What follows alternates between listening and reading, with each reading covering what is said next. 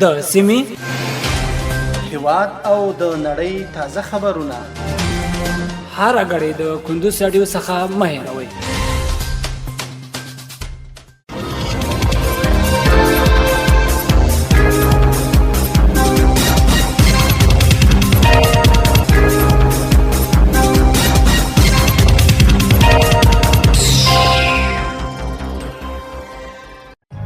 سلامونه د کندوز رادیو درنو اوریدونکو ستړي مشي په موړم د کندوز رادیو څخه د دې ساعت تازه او مهمو وروستي خبرونه ده.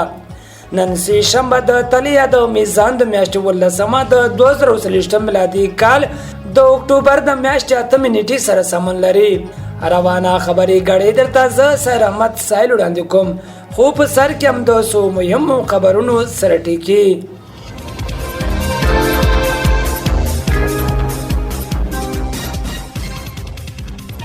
د کرنې اوبو لګولو مالداري وزارت سرپرست له ایراني پلاوي سره د کرنې او مالداري په برخه کې د همکارۍ پر پیاوړتیا خبرې وکړې.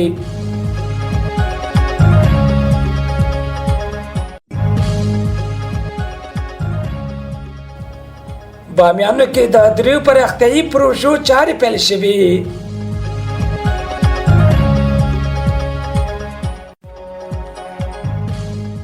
او د حماس ډلې د غزې له خانونو څخه د اسرائیل پر تل ابیب ښار 15 راکټونه توغولي دي.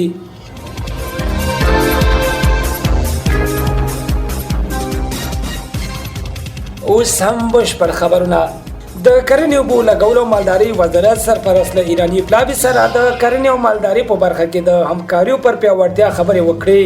د کرنې اوبو لګولو مالداري سرپرست مولوي عطا الله عمري په خپل کاري دفتر کې له ایران هیواد څخه راغلي پلاوي سره په کتنه کې د دواړو هیوادونو ترمنځ د کرنې او مالداري په برخو کې د دوه اړخیزو همکاریو د پیاوړتیا په اړه خبرې وکړې. یاد وزارت د خبر پاڼې په خبرولو سره ویلي چې په دې لیدنه کې دواړه لوري په کرنې مالداري د خوراکي توکو په صادراتو او وارداتو د افغانستان د کرنې وزارت د کارکونکو په روزنه په ګډو پانګونو ټینګار وکړ.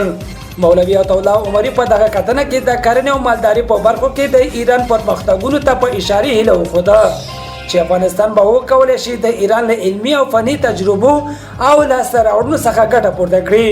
په ورته وخت کې ایراني پلاوي د خپل سفر په موخه په کرنې او مالداري کې دوه اړخیزو همکاري پیاوړې کول، افغان محصلینو ته د تحصیلي بورسونو ورکول او د صادراتو او وارداتو زیاتوالی بللی دی. پلاوي همدارنګه په کب نیونه، کرنه، بڼوالي، د پرمختللو لابراتوارونو جوړول او د څېړنیزو فارمونو په برخه کې د ایران لاسته راوړنې یاد کړي او په دې برخو کې د همکاریو لپاره خپل چمتووالی څرګند کړ.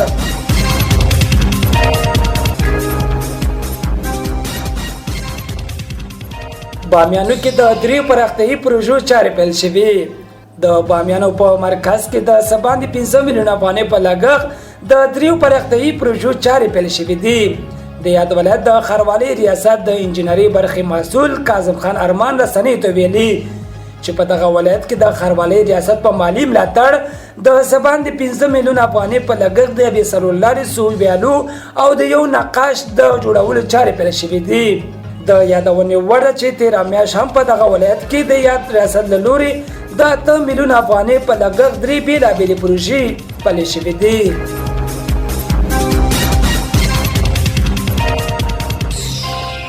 او د حماس ډلې د غزې له خانونو څخه د اسرائیل پر تل ابیب ښار 15 راکټونه توغولي دي. دغه توغندۍ د حماس اړوند څانګې القاسم لیوا لخوا توغول شوي دي. د الجزیرې د راپور له مخې دغه توغندیز برید کې 2 مېرمنې ټپیانې شوې دي. روان کال اګست میاشتې راهیسې دا لومړی ځل دی چې له غزې څخه پر اسرائیلو د توغندیو برید کیږي.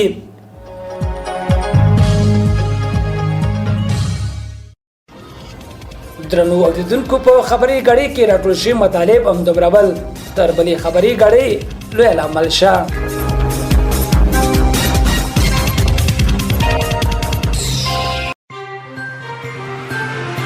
د سیمې هیواد او د نړۍ تازه خبرونه هر غړي د کندوز رادیو څخه مه هېروئ.